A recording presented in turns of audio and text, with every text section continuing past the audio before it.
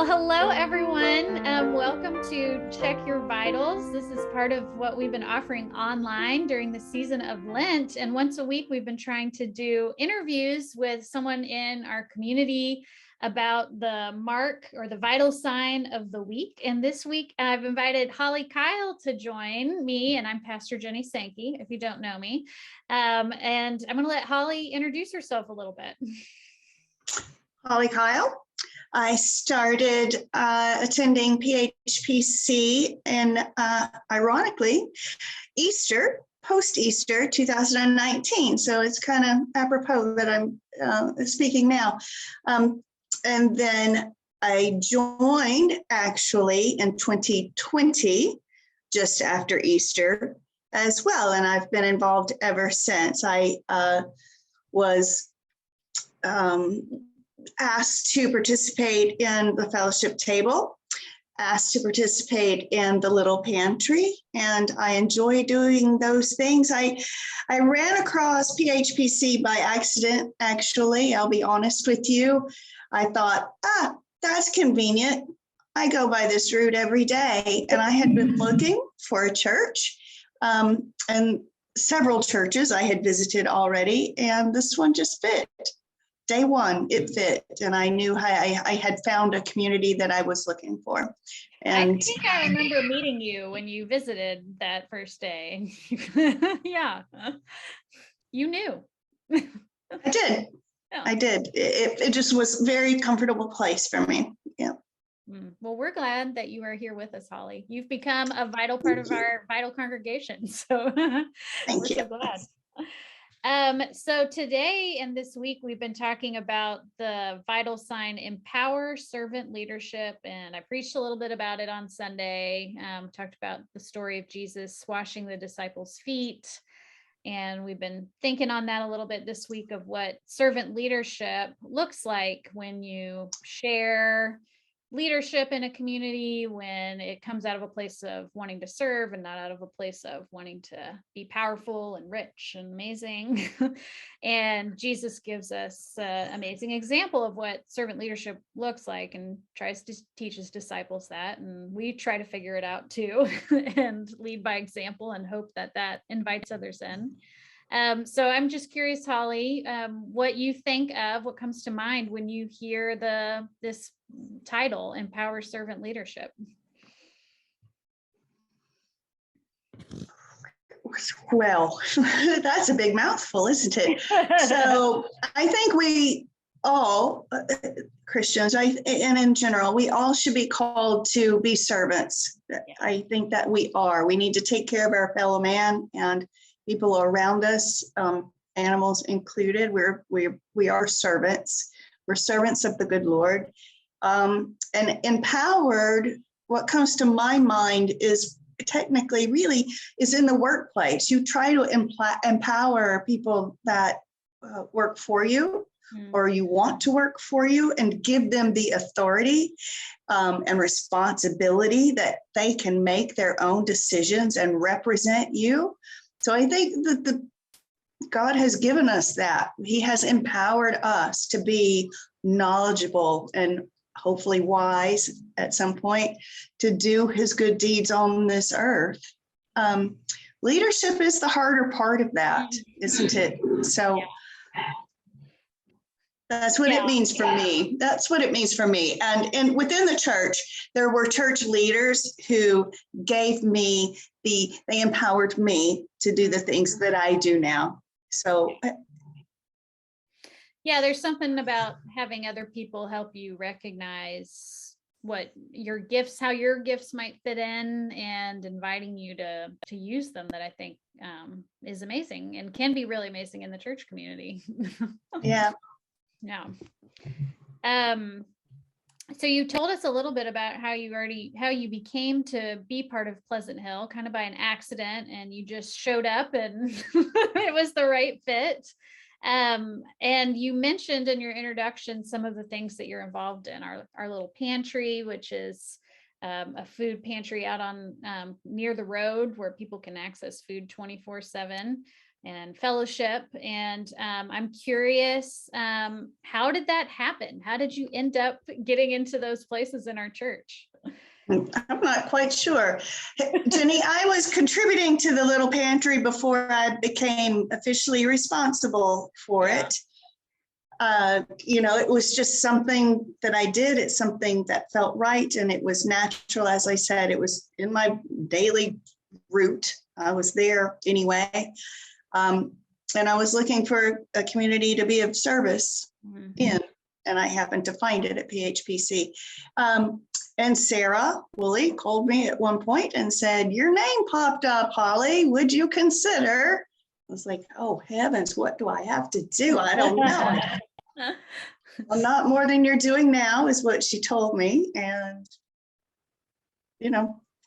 I accepted and said, yeah, I thought on it. I really did. And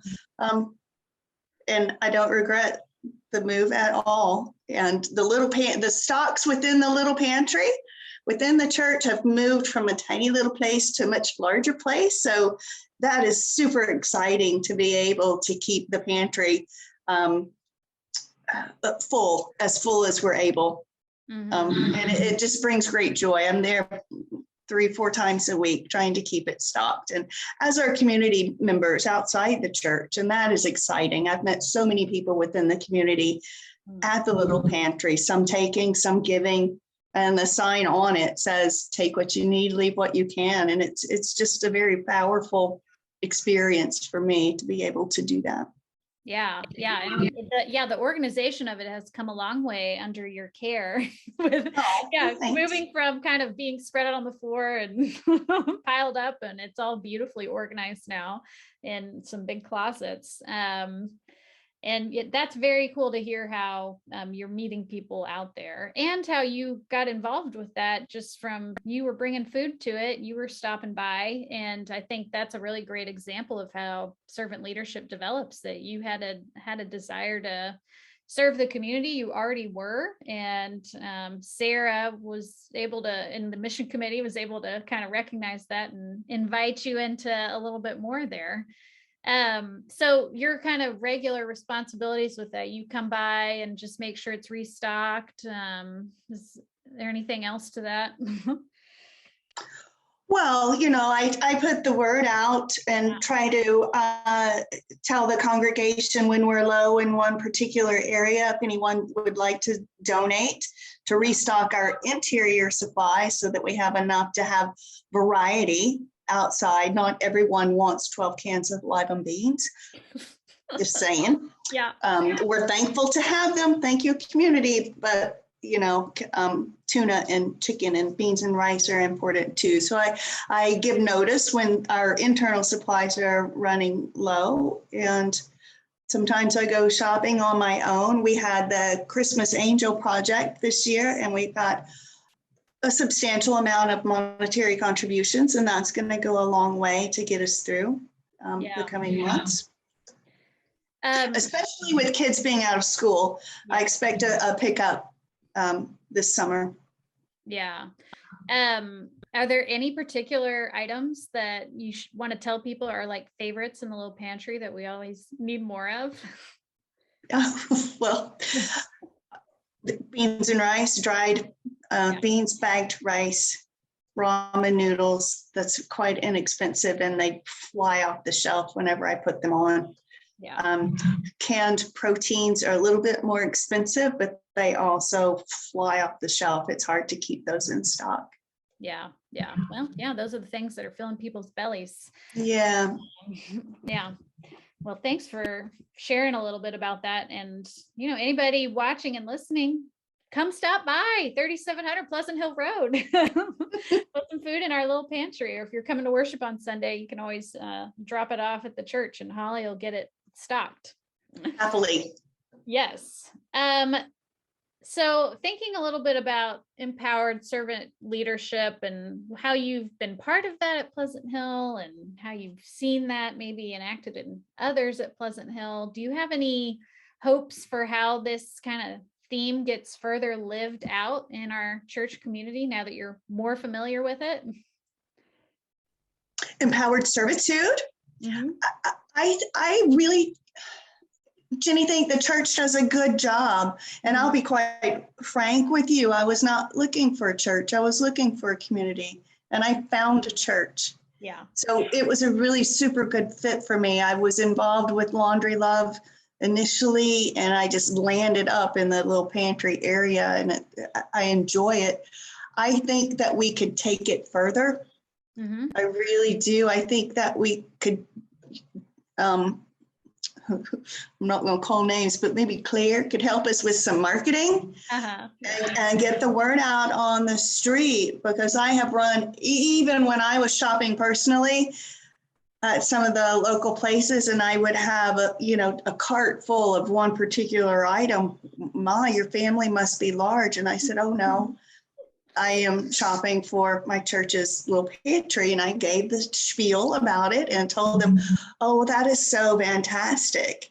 And thank you. And where's your church? And I'll be willing to contribute. And it's one-on-one. It's those little interactions daily. Yeah. You see the face of God in all of your interactions, or you should look for them. And I try. And I think that outreach would be a great opportunity for us. Yeah, spreading that word more. It's a valuable resource in our community, and so different than all the other places that are serving hunger needs are amazing. Duluth Co-op, they're doing such good work, but they can't be open 24 hours a day. Right. And so it's very valuable. Yeah, thanks. And so there's sounds like there's some opportunity for lots of folks to get involved in serving, and who knows how it could develop into leadership in some way, but come stop by our pantry anytime.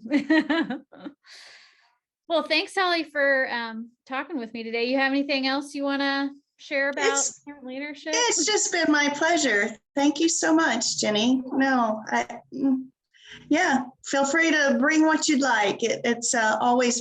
I'm always there pretty much to try to keep that pantry full. So well, thank you, Holli. And I asked you to do this interview because I think you're a really lovely example of a servant leader in our community. So thank you for bringing that gift.